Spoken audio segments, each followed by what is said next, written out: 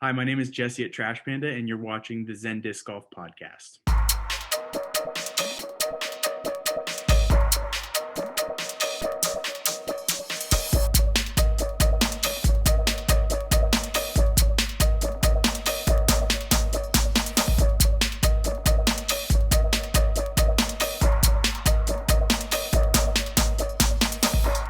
Jesse, I have been looking forward to this podcast. Sweet, man. Me too. It's been about a month that we've been getting ready to do it. So, yeah, I've been very excited. So so I found you via a friend who works with me, and we were talking about the logistics of making disc golf discs. And so we were at the fire station. That's where I work. So we're Yep. sitting there and he's looking things up. And of course, the first place that people go to look for how to make something is YouTube. Absolutely. So he looked up how to make a disc golf disc or at home or something like that. And boom, there you were. We were watching your video, how to make a disc golf disc. I can't remember which one it was. This is probably back in December. Yep. But you had only had it online for maybe a couple days and it had a huge amount of hits already. Yeah. And by the end of the video, I had already texted you and said, you got to do the podcast. You already responded. So I was introduced to you, and within 30 minutes, you were doing the podcast. And since then, I've watched the rest of your videos. Your channel is amazing. Thanks, man. I really appreciate that.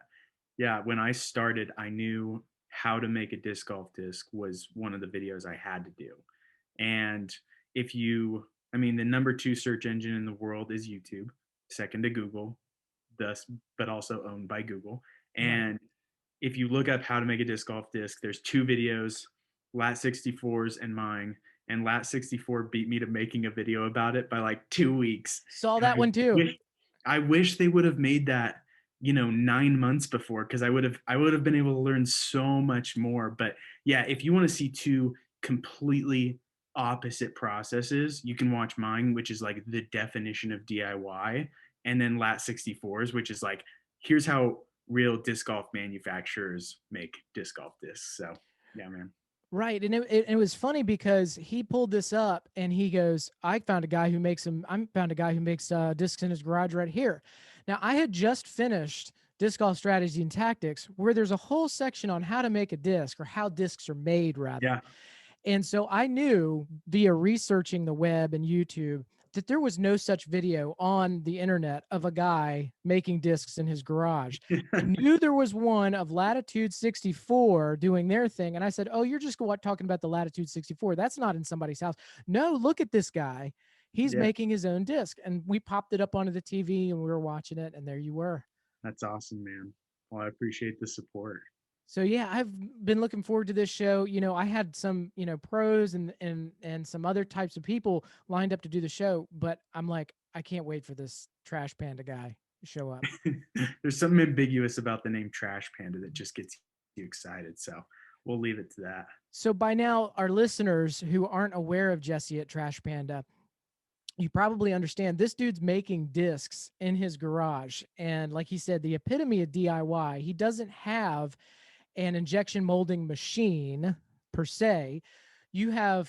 You've created your own injection molding process. You've built your own machine, but it's Yeah. totally manual at this point. And you if you tell somebody this guy's doing it by hand, they're kind of visualizing you like cutting plastic out by hand. No, you're actually making the Oh, disc the way that injection molding is done, but way more yeah. primitively. How in the Yeah. That's world did you decide I'm going to go in my garage and make my own stuff? well, the number one ingredient was um, a good amount of naivete. So I had not just researched how discs were made. I had not researched injection molding processes.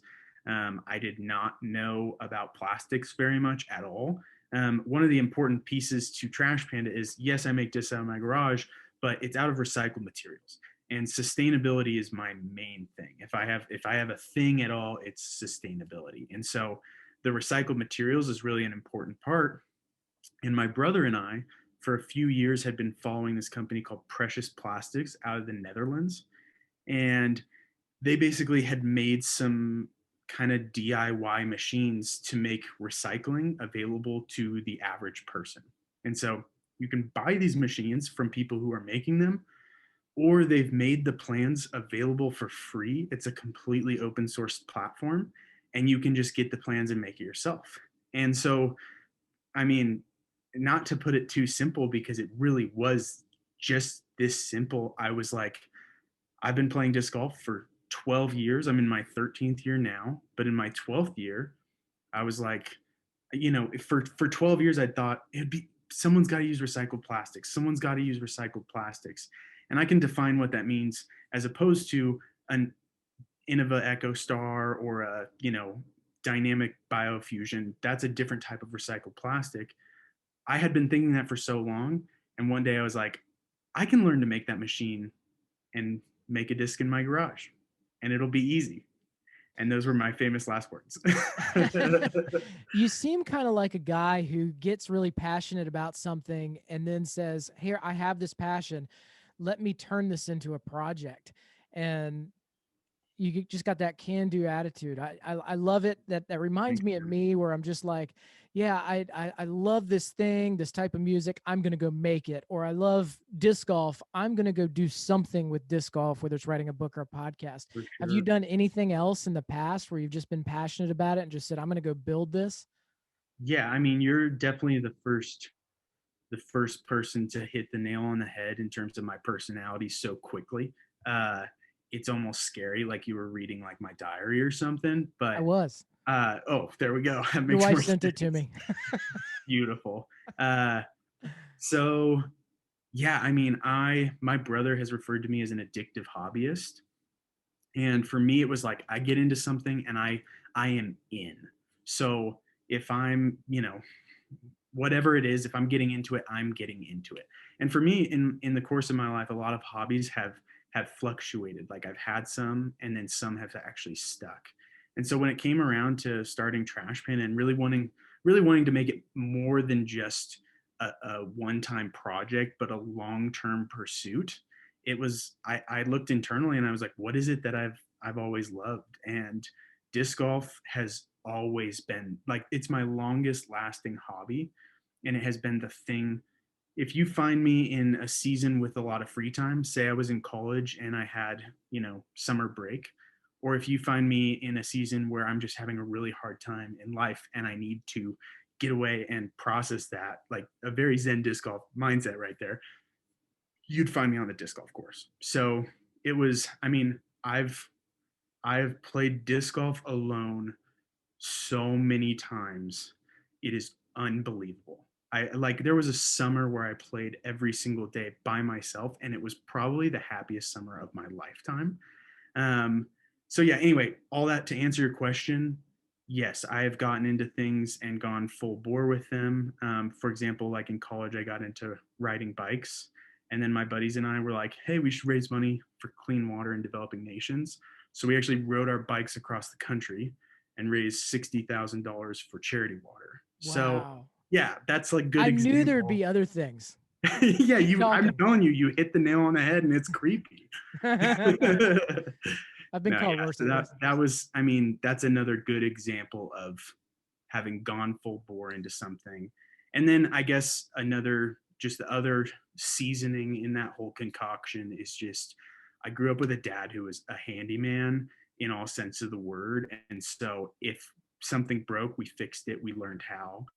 And so I love making things. Started off in woodworking and stuff, and I transitioned to metalworking to be able to build an injection machine, and then now I'm working with plastics and stuff like that. It's you can I guess if I hope I inspire anything, it's just you can learn anything. Yeah, You can learn anything. absolutely. And Yeah. you started, like you said, you may have had some of this background in doing this stuff and handyman stuff. And you made a funny comment early on in your series about being a pastor and having a relationship with the original carpenter. Yeah. That was all. That was the handyman stuff that you had going on. But in your first episode starts you off with learning how to weld, how to build the machine Yeah. from Yes. scratch. I mean, and that's I consider doing that outside of, the YouTube series. But the reason I started with that as the number one episode was I so many people could look at it and be like, "Oh, this dude's making discs in his garage, and he has a background in industrial design, mechanical engineering, and Right. plastic production, whatever. He's worked in an injection facility, whatever it is. So making it in his garage is not that hard." I was like, "No, I learned how to weld to build this machine. I built the entire machine, and it didn't work at all. I had to build a new machine. I'm on mold version 5, and it still hasn't worked." Like at the end of the day, I mean it's worked, but it's not something I want to sell quite yet. So at the end of the day, it was all about, hey, you can learn anything. And the reason I mentioned being a pastor was because I got so many YouTube comments about, like, what's your background? Were you, mechanical engineering, industrial design, and people giving me tips. And it's like, listen, if I had a background in those things, I wouldn't have made all these mistakes so far. R- Right on. Well, what did Thomas Edison say about building the light bulb? Something about, I didn't fail 10,000 times. I just made 10,000 extra steps toward the product I'm trying to achieve. Something like Honestly, I'm that. pretty sure I read that quote again like a few days ago, and I cannot remember exactly what it was, but that We- sounds close. you wrote it in your diary, so that's was just. Well, right I'm gonna on. have to So talk to my wife after this. So I like to do my research. No, so how did you get involved? You said you've been in it for about 12 years. How did you get involved with disc golf to begin with? yeah, I was a freshman in high school, and quite literally, just a group of my friends, our older brothers, got into it.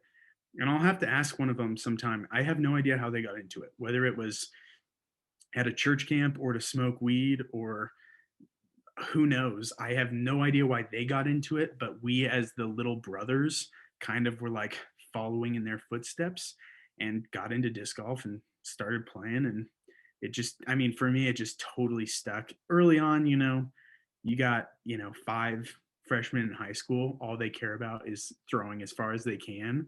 Who cares what par says at the end of the day? If I parked or outdrove, hole 13 at the Auburn disc golf course, which is where I'm from, and that's a huge hole, then I was stoked. And I could be plus 12, but be, riding a high. And Yeah. so yeah, that was it was just some friends, and yeah, played all through high school, college, and now I live in Colorado, and I couldn't be happier with where I live as far as disc golf is Yeah, concerned. beautiful disc golf country. I haven't been there, but I've seen many a photo. I've reposted many a photos on the Yeah. old IG. So, so did COVID or quarantine have anything to do with going into your garage for a long period of time and starting this process? Yeah, absolutely. I mean, uh, for This sure. guy's got a lot of So, time on his hands. yeah. No So offense. no, no, no, I got you. So I was doing marketing for a nonprofit, and um, that was a great gig. It was a small startup nonprofit, and I was having a great time. Um, and then with COVID, I actually got laid off, and Oh man. so there was, it. That's okay. And I do not want to play a victim card here. I had the best case scenario as far as that's concerned. So in no way am I trying to sound sad or anything like that. It happened. I was lucky enough to be in a pretty comfortable spot with what my wife and I had prepared for and everything like that. And so um, really since college, I've had a few jobs, but every job has been me searching for what I want. And it became very clear that it was just to start something on my own, and I didn't know what that would be. But yeah, as soon as I got laid off, it was like my wife was like, "Hey, it's why don't you start something? Why don't you go for it?" And I was like, "I definitely will regret it if I don't." And so, yeah, I mean, quarantine, not being able to go out and see people, not traveling, definitely had more time. And then, obviously, disc golf blew up in 2020. Whether that's on the course or on YouTube, it blew up. And so, in I've been watching YouTube as like a fan of makers on YouTube for years. And so, I mean, I go to bed and I'm just watching YouTube. So for me, I think I've always kind of known, looking back, I've kind of always known I would start a YouTube channel. I would start doing something like that, and trying to use it as like an influence space. And that's kind of where I'm at now. It's like, if my biggest goal with Trash Panda is to inspire someone to pick up that piece of trash they see while walking on the disc golf course. If I've done that, I'm like so stoked. So yeah. Right on. And what's interesting about that is also looking at the way that you approach social media. I would guess that you've done a lot of that in the past because you have the formula down. And that, I mean, it looks great. Your videos look great. You look like, your editing is on point. I'm still trying to work on mine to get it up to the level of Trash Panda.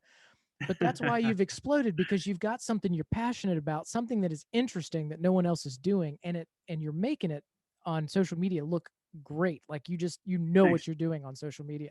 That means a lot. I consider myself amateur at best as far as social media and editing and all that is concerned. I I was a youth pastor for a season, and in the history of being a youth pastor, you go where the students are. And for years that was schools. And now if you go to a school and have lunch with that student, they're on their phone on social media. And so for me, that job, all I did was learn how to use Instagram and learn how to leverage that. And so I think it goes back to that whole study thing. When I say like you can learn anything, I guess there is something to be said also about that question you asked me about my personality, which is, if I'm going to learn something, I'm going to learn it. Like I'm going, I'm the kind of guy who was in the library all of college learning stuff. And so for me, it's like, I'm going to learn it and study it. And so, yeah, I've studied YouTube. I've found some great hacks and stuff, but I also want to be, I want to do my best to be relatable to people too. Of, hey, if you're thinking about starting a YouTube channel and you don't know how to edit, like I had edited probably 4 videos on iMovie. I still use iMovie. I use a camera that I bought in 2011, and it doesn't attach to an external microphone. And audio way better than I do. I guarantee that. That's why I'm so close in my videos. I'm like this close to the camera, and that's why, because if I'm not, you'll hear everything before you hear my voice. Works So for you though. It's your yeah, thing. yeah, I Like I would guess have so. never thought of any of that. I would have never thought. Like I look at your videos and I'm like, this guy's a pro. And I mean, so Thanks, man. you know how to fake it till you make it. Hacking it, right? Like there's little hacks here and there, and yeah, I think I've just my goal. I will say my goal starting out when I made my first video was to make every video one step better. And so my the way I feel about my first video right now, we were joking about this offline. Hmm. I hate my first video. Obviously, I'm going to keep it up because it shows my progress, but I hate it because so I've made probably 35 videos at this point. I'm 35 steps ahead of that video. Hmm. I Exactly. don't look at it as I'm a pro now and I was amateur then or anything like that. I look at it as I made 35 steps since that video. Oh yeah. So Yeah, that's like I was telling you, like in my first episode. Well, I guess it was the second episode when I was talking to Scott Stokely like this. yeah. Yeah, Scott. So yeah, and I've been trying to make the space look nicer every video. Jesse was one of the first people to say, "Hey, it's looking good back there." First thing I Mm. said when I got on, I was like, dude, that Fir- space is looking nice. Thank you. First couple of videos, the old tapestry was behind my head, and I was hiding it like this. What was the point of that? So yeah, I'm just trying to keep up with you, man. I'm just trying to keep up with Jesse. Wow, I am flattered. Thank you. So let's talk a little bit about the environmental aspect of what you do. How did you get so involved? Like, what sparked that interest in environmentalism? Because now we see that it's not just disc golf; it goes into the biking thing as well. So you obviously have a passion for that. Yeah, I mean, yeah, the environmentalism was kind of just always a thing, slowly but surely. I grew up in a town called Auburn, California, halfway between Sac and Tahoe. It's You're either a hick in that town or a hippie. And so I feel like the environmentalism in my high school and stuff was very prevalent. And then just kind of what I care about. I mean, I care about disc golfing. I care about being outside. I care about riding my bike. I care about being outside. Like all those things come to being outside. And as I've kind of educated myself and learned and seen other things about how, how what we do today affects tomorrow. You talk about it in your book, The Butterfly Effect. It has such a big effect. And I I just felt like I needed to do something because my whole life I've also thrown that bottle into the recycling bin and wondered if it doesn't just end up with the trash can next to it, right? Like That right in is the way. always a yeah, I wonder the same thing. And you never know. You just never know unless you're recycling your own plastics in your garage. I guess that's the solution I came up with. And so, but then getting into it too, I think I played disc golf for 6 years without ever thinking about the fact that I was throwing something that was plastic in an environment. So I was what I was throwing, if not done properly, had a negative impact on the environment. Now, disc golf, when I started in 2008, was tiny. The impact was nothing compared to the plastic water bottle industry or, any of the other plastic industries for that matter. And so it just, all of a sudden I started thinking about it and started realizing how important it was to me. I've always thought someone should make a recycled disc and eventually just realized it was going to be me. But the Which is recycled disc, amazing. I mean, who all the then you got the big five companies out there, or six, seven, I can't, the big however many yeah. companies, Big Ten, and then you got this guy who says, you know what, they're not going to do it, I'm going to do it. Yeah, and well, so let's define that for the viewers and the listeners, just in case they're like, hey, what about Latitude 64's recycled line? Perfect. Any company like Innova, EchoStar, or you know, Dynamics, Biofusion, all of those recycled materials. What that means is they're taking discs that they produced that had blemishes, cosmetic flaws, or just didn't work out that they can't sell, regrinding them, and then either using all of those regrinds to make a new disc or mixing it with other virgin plastics to make a new disc.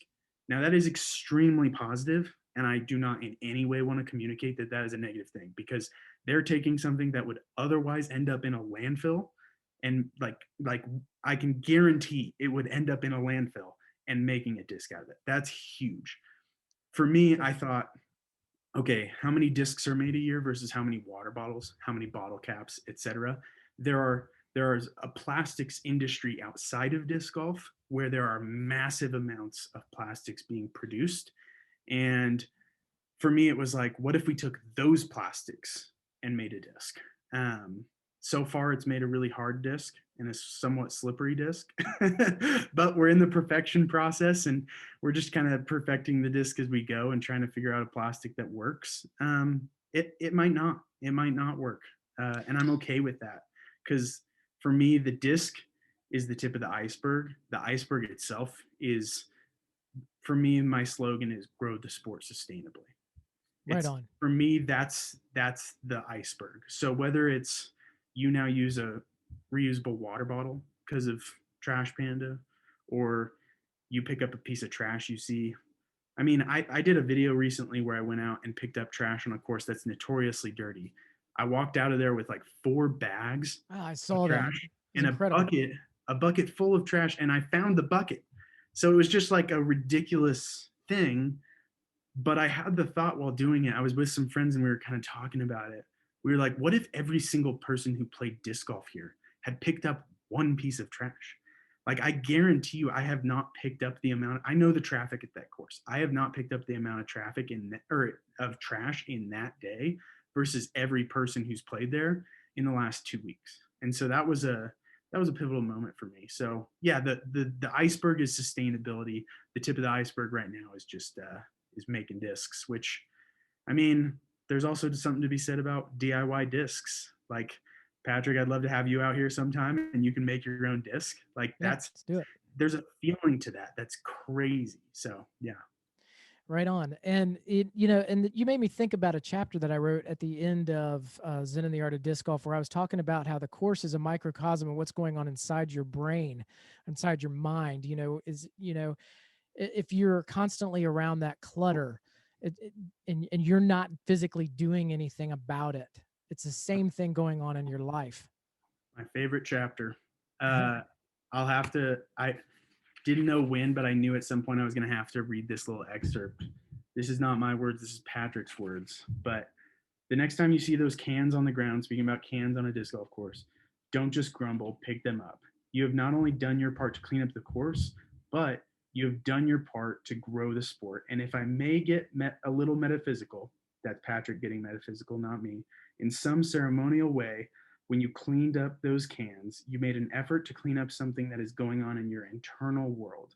Everything has a butterfly effect, and doing the right thing creates both internal and external results. Yeah, buddy. Amen. So Dude. I'm looking for somebody to redo the audio book because I just re-edited it. So, Well, if I ever learn about audio, I'll let you narrated by Jesse at Trash Panda. know. Perfect. Thank you. That was beautiful. Not just because I wrote it, because you read it. No, man, it was so well said. There's something. I mean, there's I talked about that, the Trash Panda challenge, which was go play around and pick up trash while you play around. And I was like, every challenge has a giveaway or like a prize or something like that. And I was like, and there's no prize in this because that's not the point. And it's so true. There's something internally that goes on. That's the prize. That's the win at the end of the day. Is you walked away knowing I made this course better. I grew the sport. Like I did positive for something that's done so much positive already. So Yeah, and I saw a lot of people contributing and doing that with you too. So yeah, it didn't fall on dead ears. There was a lot of people doing it. yeah, it's been it.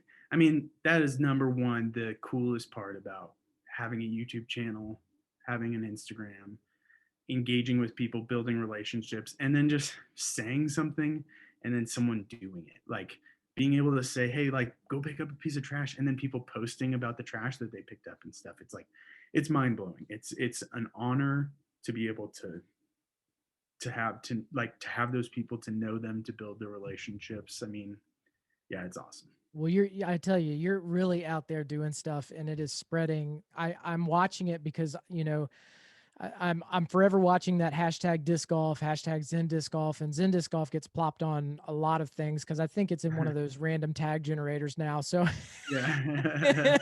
so I get the luxury of seeing it all.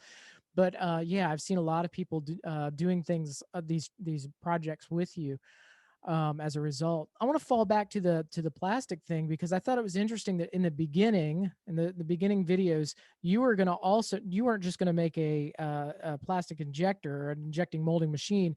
You were going to try to grind your own plastics as well. So Yeah. you were going to actually try to be fully in house, but that didn't work out. Well, not Yeah. necessarily. It hasn't. Yeah. So I have a shredder. Um, Anyone who knows anything about shredding up plastics is going to laugh when I say this. It currently has a hand crank. I just haven't gotten. Honestly, in the next few weeks, my one of my big priorities is to get a actual motor that will attach to that, so that it's it does it on its own, because that's a huge part. I definitely want to be able to recycle my own plastics and recycle, whether it's my community, like my neighbors, and I can be like, hey, all your bottle caps or all your this, that, the other thing, like send them my way. Or, whether it's having a donation drop off and stuff like that. At the end of the day, I definitely like recycling my own plastics is a huge part. Um, I think that if I'm being totally honest, the reason it set like the shredder set a backseat was price. My wife and I have done this whole thing with our wallets, and I haven't asked my audience for money in any way whatsoever, and that's a huge value for me right now. Like that's not something I'm asking for, and yeah, so getting a motor that's $1,000 with its gearbox attached was just kind of something that wasn't quite there for me quite yet. $1,000 is nothing in the grand scheme of like starting a business, but this has been a pretty bootstrap thing. So yeah, Yeah, but you've put quite amount of money into this already. I mean, I want to send everybody over to your YouTube channel. So finish watching this video, of course, first. But yeah, then I want to send everybody over to your YouTube channel to take a look at it. You have a video that's titled a $4,826 disc. yeah. It's not like you This haven't put cost any me money that into it. much. Yeah, we put a good amount into it, and it's been a project I'm super committed to. I don't riding my bike across the country, stuff like that. Like I never put that kind of money behind something like that for me. So it's definitely, yeah, we've put a good amount into it. but yeah, so yeah, getting a shredder is now finding its finding its priority back on me. But yeah, slowly but surely. Oh Or yeah, did and I you say got getting a motor or getting a shredder? either I or. said shredder, I meant motor. Okay. um, so let's take our listeners through the process, your process of making a disc, kind of from start to finish. Um, because yours is different than the traditional injecting molding machine. It's essentially the same type of thing, but yours is much more manually mechanical. Yeah, yeah. That I mean, yeah. So the simplest way to say it is an injection machine has a barrel in which there's plastic, and that plastic is fed through the barrel. While it's fed through, it's melted and it's pushed into a mold. That mold is basically a chunk of aluminum or a chunk of steel with the cavity of a disc. So that that that that mold has a cavity inside, a negative of ABR, and you're just the plastic's being pushed in. Um, for me, so well, the way that plastic is pushed in typically is through either a motor or a hydraulic press, which is able to apply, 330 tons of pressure. For me, the pressure that I use is I have a handle on my injection machine and I just hang on it and it slowly Yeah. lowers and pushes the plastic in. So, That's the coolest thing. That's what I want everybody to visualize. I mean, you're not just coming up and pressing some buttons and then having a product. Hey, I made one in my garage. You're yeah, actually hanging from this thing to yeah. push the You're pushing it plastic down. into the mold. Totally. And I just made a video with Joel Freeman. He's a pro sponsored by Innova. He's and Infinite as well, but he's been to Innova's factory. He's been there. He's not gotten anywhere close to the machines themselves. And if he was to make a disc there, exactly what you said, he'd be pressing buttons. For him to come over and make his own disc, there's something so gratifying about doing it with your hands. I mean, it's the and I'm not trying to bad talk Innova because Innova is making the sport accessible to way more people than I could make the sport accessible to.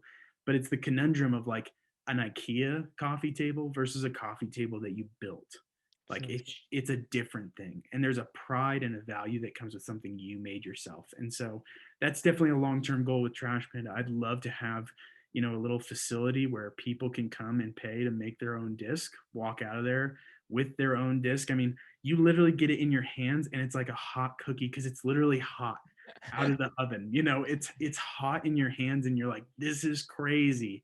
So yeah, it's definitely a DIY more manual process. I kind of skipped over a lot of details, but if people are more interested in details, there's a video about it. Like we've talked about, we've referenced the video a few times. Yeah, and that'd be cool if they could bring their own bag of trash and dump it into your grinder first. Absolutely. Or That's discs. That would be the easier thing. I would assume grinding discs and making another disc out of the disc. yeah. The That plastic is correct. so that's something again that's a future project for me of something that I want to test, what it would be like to recycle a champion disc or a star disc or a DX disc, how that would go. um, the, the only part of that that's well that this is getting into the sustainability, and I think there's different levels of sustainability, but for me, um, taking a disc that's beat in but doesn't have anything really problematic about it other than it just doesn't fly like it used to isn't necessarily, to me, worth grinding up and making a new disc. So if my supply comes from you know cracked discs or discs with good chunks out of them, I mean, I'm sure I'd have a plentiful supply of DX discs at that point. But if that's where my supply is, then that's pretty tough because there's not a ton of discs out there that are ending. I mean, discs don't really end up in landfills, right? They end up in the bottom of a pond. Like that's really where discs are ending up. And so yeah, I'd love to have a recycling program one day where you can send me a super beat in DX disc, or you can come out with your super beat in DX disc. But it kind of gets to a part that I'm still trying to navigate, which is even though that DX disc might not work for me anymore, I might be able to give it to a beginner, and that beginner could use it, and it could work perfectly for them. And that's more sustainable technically than me using energy to regrind it, melt it, make a new disc. So, yeah. Sure, sure. So when you decided to do this project, you have to kind of decide what type of disc I'm going to make. And you decided to go with a putter being your first disc. A lot of manufacturers decide to go the same way, where their putters come out first. But if you could tell us just a little bit about the design process um, for that disc, that'd be Yeah. great. Yeah. No, that's a great question. And I'll be honest with you, I didn't study how other manufacturers have done it. I think really why I chose a putter gets into what I mentioned previously, which is I got into this with a good amount of naive. I was just I didn't know a lot. And so I thought to myself, well, if a putter flies relatively the same within 30 feet, then that should be something that I could make decently fine. Um, Now something that I've realized is I care so much more about what my putter feels like in my bag Mhm. versus what my driver feels like, right? Like I'll throw a Star versus Champ versus Lucid, Biofusion, whatever. Like I'll throw all of those. For me, that's like a driver does not need to feel a certain way as much as like the grip and the shape of the disc is the feel for me. So I might have made a bad decision going putter because now the reason they're not even to market yet for me is because they don't feel great. They're not quite there in terms of feel. And so, um, but I don't regret it. I went with putter first and it's definitely been a really cool thing for me to learn and stuff. I'm really excited to make a driver or a mid range and stuff in the future. The putter, uh, I made a video called "The Best Putter" at one point. It was very early on. It was my first video to actually like do well. Um, if you want to talk about analytics that are just interesting, something I think you'll be interested in, that video has gotten 200 views every 48 hours for 7 months. The Dang. graph is for people who don't know in YouTube, graphs look like this. Oh yeah, They, all over the they place. do they're nothing consistent and expecting like is there at all, and that graph is just like perfectly straight with its exact line going up. And so that was my first video to do well, and so many people commented, even though I said in the video, hey, it's all about subjective, like putter is subjective. People were like, hey, choosing a putter is subjective. Yes, I totally agree. Said that Just 30 times. why I said it in the video. Yep, totally agree. So you asked about designing a putter. At the end of the day, it was what I liked. I putted with an AVR for years. I've recently transitioned to a Magic, a Gateway Hemp Blend Magic, and for me, those are both non-beaded putters. That was what I liked. If I was a beaded putter guy, I probably would have designed a beaded putter. So Right on. um, I can tell you the feel is very similar to an AVR or a Warden P2, any of the stuff that non-beaded, what you would expect. Um, Really, the tricky part about the design process was the weight of commonly produced plastics. So when I say plastics that are commonly produced, I'm talking about the stuff on the bottom of all our containers that say number 1, 2, 3, 4, 5, 6. I've been using HDPE, which is number 2, and HDPE is not as heavy as any of the discs on the market. So my first design was way thicker than a normal disc. And I've just been slowly trying to finesse that to figure out a way to get it to weight without diluting the fact that it's a single type of plastic, but also make it flexy and stuff like that. So yeah, I mean, in the disc golf space now, I've learned, like I talked to Dave over at Gateway, and he was telling me that he had certain minerals to get it to weigh more and stuff Oh like that. wow. I know, I'm telling you, I was so naive that I was like, making a disc will be easy. And I'm happy I was, because otherwise we wouldn't be here talking. That's really cool that you were able to get on the phone also with Dave at Gateway, Dave McCormack, Yeah. um, and him give you some pointers, huh? Yeah. He's a very available guy, super kind, willing to talk shop about anything. And so I'm very grateful for him. I wish I called him 9 months ago, but at the same time, if I did, I probably wouldn't have understood anything he said. I'll tell you this, when you talk to him, You're not talking, you don't feel like you're talking to a CEO. You feel like you're talking to a chemist. Like the dude understands it, and it's crazy. So Wow. So when you're making this disc and you're thinking, I want this thing to be about 175 grams, are you measuring out the pellets to be 175 grams, or are you accounting for any? yeah, so the design of the disc itself and the design of the mold is done in SolidWorks. Any CAD software is going to have a calculation uh, kind of like thing set up in it, and so you can calculate. Okay, I'm going to use HDPE. What's it going to weigh? Oh, But wow, yeah, that's awesome. That's neat. yeah, super cool. As far as when I'm injecting, so shot size is the industry term for how much you put into the barrel, and that's your one shot of whatever. And so, yeah, my shot size is just on top of the weight I would want, just because there's a little bit of waste. If you watch the process, a little bit comes out of the nozzle before I attach the mold to it. And so, yeah, I'm measuring out, you know, 180 and I'm getting a 170 disc or something like that. So Okay. that's kind of the process. And the cool thing about recycling your own plastics, and eventually when I have my own shredder, is that little bit of waste, that 10 grams, pop it into the shredder, recycle that. So Right on. That's awesome. Hello, friends. I just wanted to take a second and answer a question I've already been asked several times within the new season of the podcast. And that is, hey, Pat, how can I help you keep going strong with this podcast? And the answer is just subscribe on YouTube and make comments and watch these videos. What that does is that really helps the algorithm on YouTube push these videos to more viewers. And then, of course, there's always the books and the apparel that's available on zendiscgolf.com. One of the ones I'm very excited about is the new book, Disc Golf Strategies and Tactics. And if you haven't already seen this book, it's about double the size of the last several books. And it really delves into both the physical and the mental sides of disc golf. So I think there's something in here for everybody. It's split up into 5 parts. It's split up into discs, throws, weather, preparation, and competition. And it goes in depth as I possibly could go, with everything that I've learned or could find or have interviewed other people about to make your disc golf game better.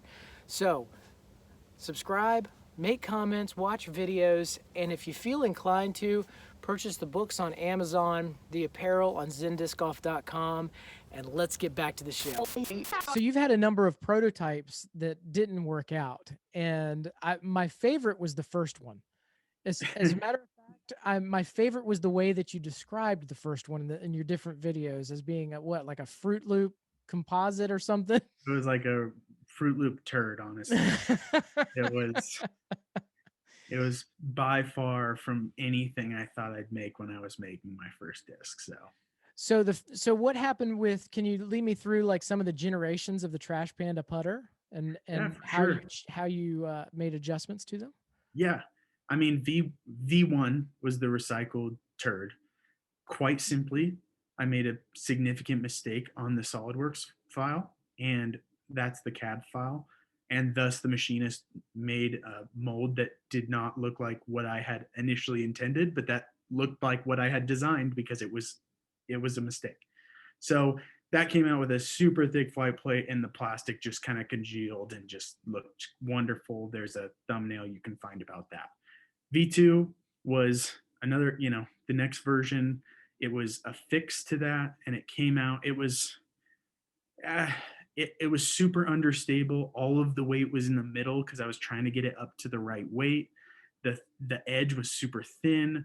The grip on the bottom was absolutely tiny. It, it it's just wild to throw.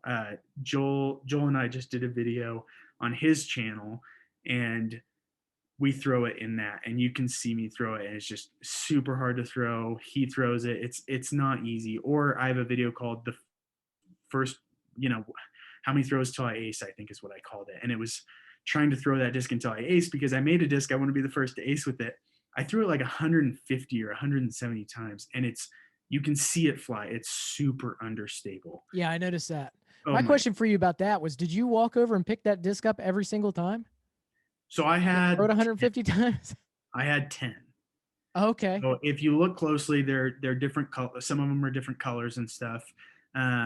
So yeah, I had 10 and I walked over and picked them up every 10 times. Not as bad as I thought. I was like, this guy just No. walked 12 miles just trying to throw. I will say though, I mean, I made it look in that video like I was having a hard time. I was out there for hours. You'd I think bet. throw 10, go pick them up. For some reason, it just was so much longer. I was out there for a long time. Oh yeah, So I do perfect putt 360 in the backyard with 10 putters, and I'm only like 15 feet away. It takes forever. yeah, Your back's all So aching. So yeah.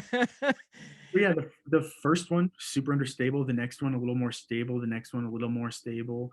Um, and V1, V2 were pretty much the same, just slight mistakes.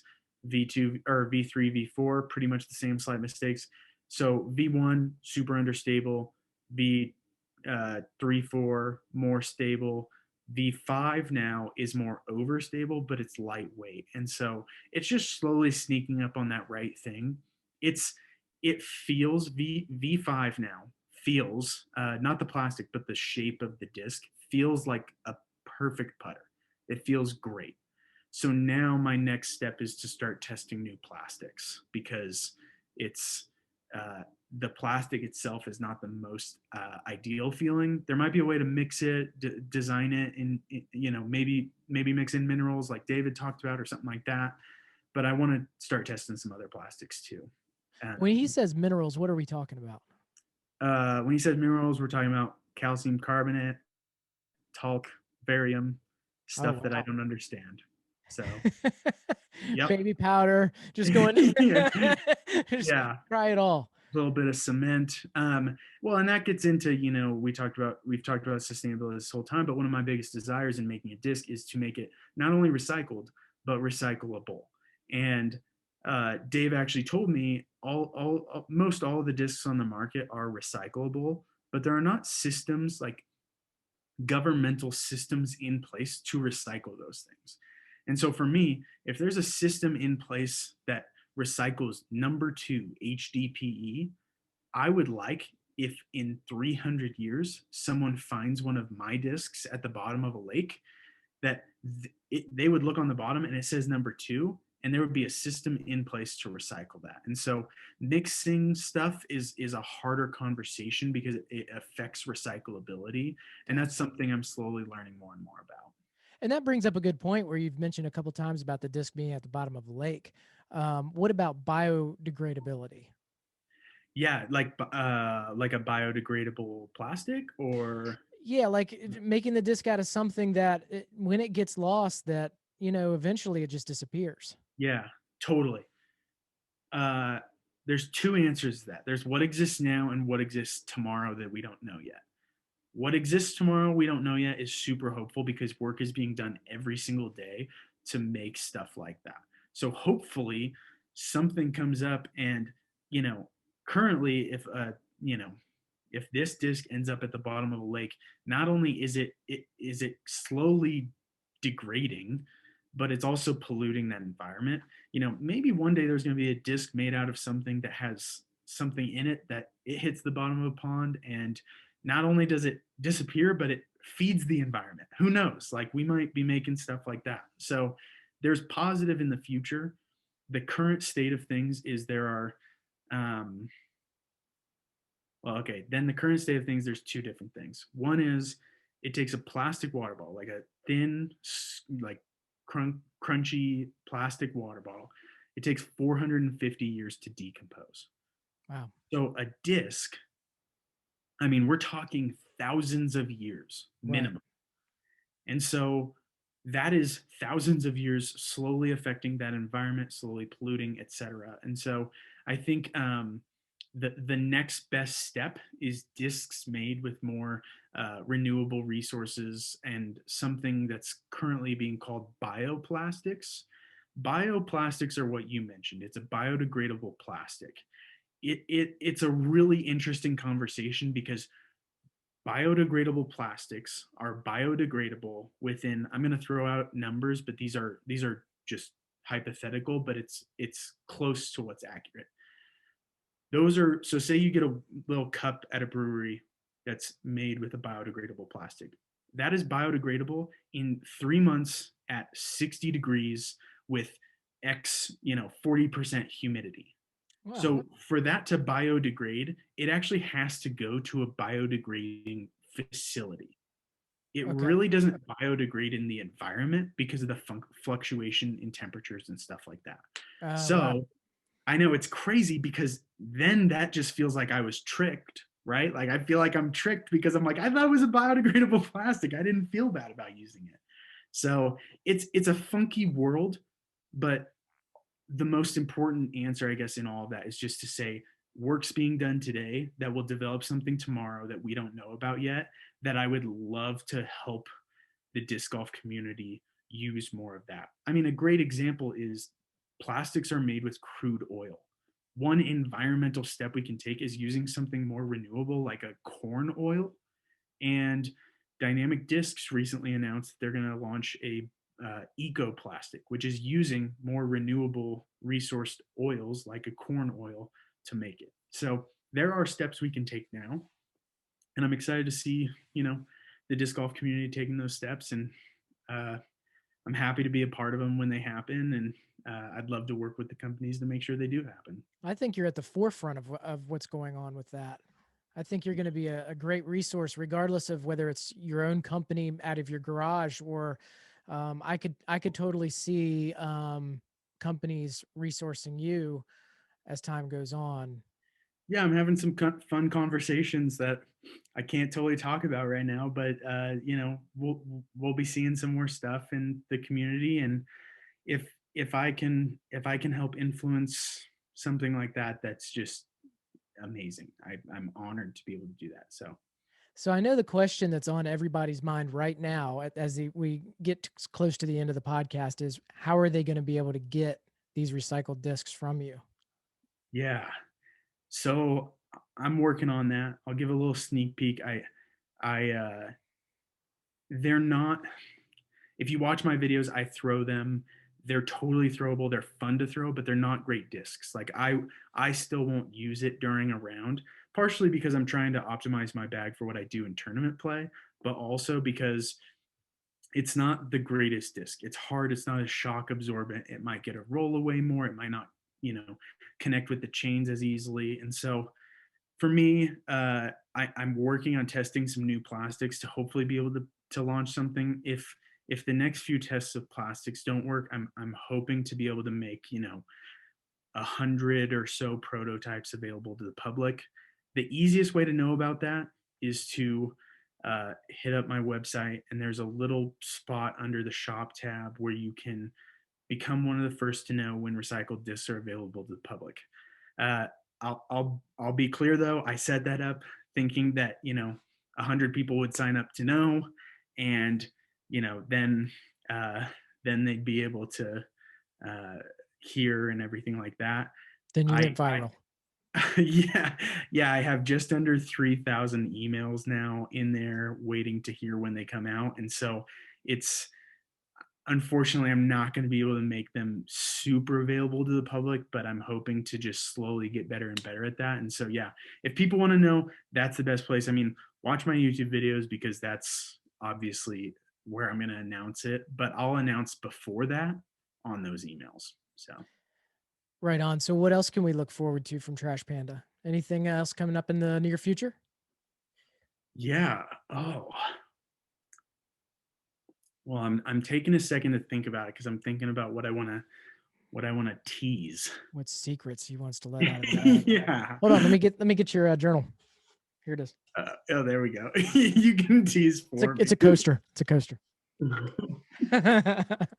I yeah, okay. So I mean I mainly work on the YouTube side of things. That's where I'm spending most of my time.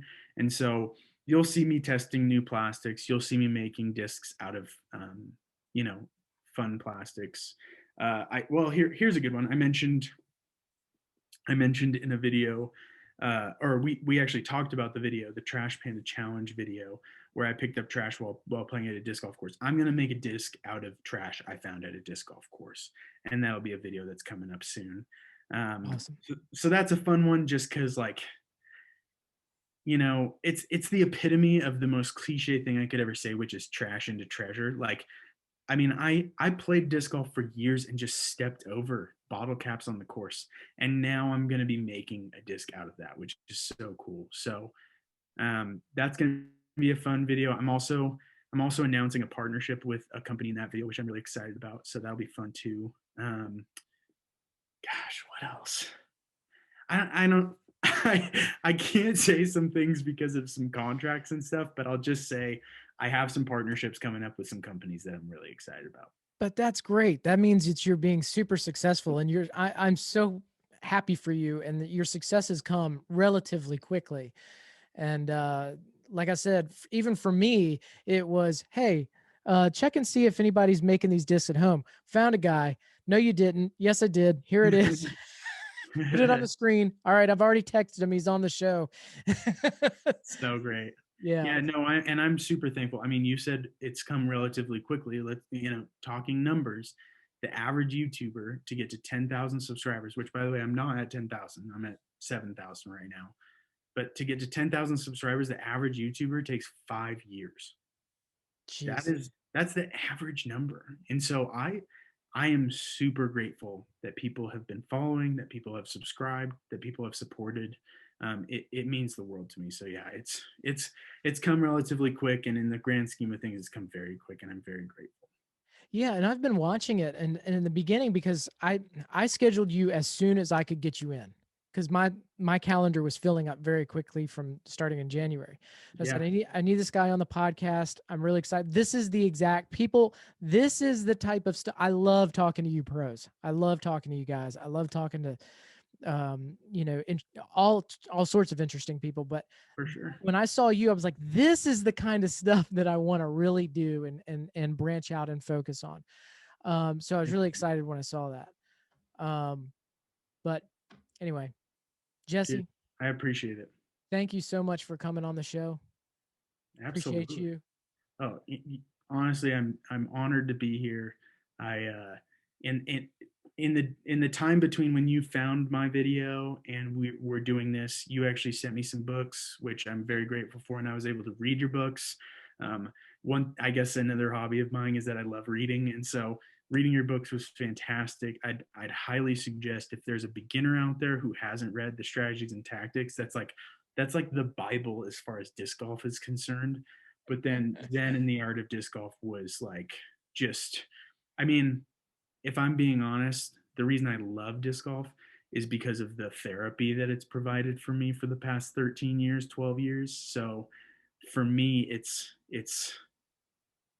okay, Zen and the Art of Disc Golf. Yeah, all I'm doing when I'm playing is just opening up my mind. And Zen is such a perfect word for that. So yeah, man, I'm honored to be here. I really appreciate you having me on. Thank you, Jesse. Appreciate you.